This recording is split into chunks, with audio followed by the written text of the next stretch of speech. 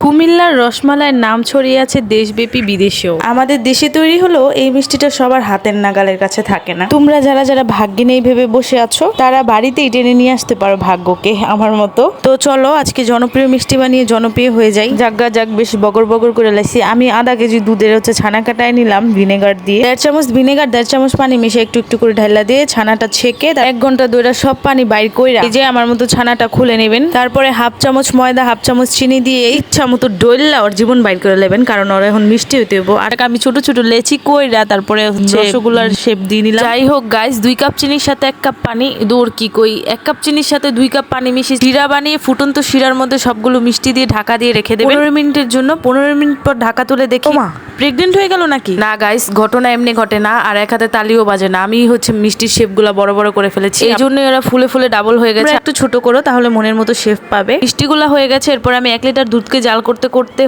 3 ভাগের 1 ভাগ করে নিলাম। এরপরে অর্ধেকটা শিরা সহ মিষ্টিগুলা সব মালাইয়ের মধ্যে ঢেলে দেবো। এরপর যে আমি একটু এলাচ গুঁড়া দিয়ে দিলাম। আমার রসমালাই হয়ে গেছে। 5 ঘন্টা পরের লুকস এটা। এবার খাবো।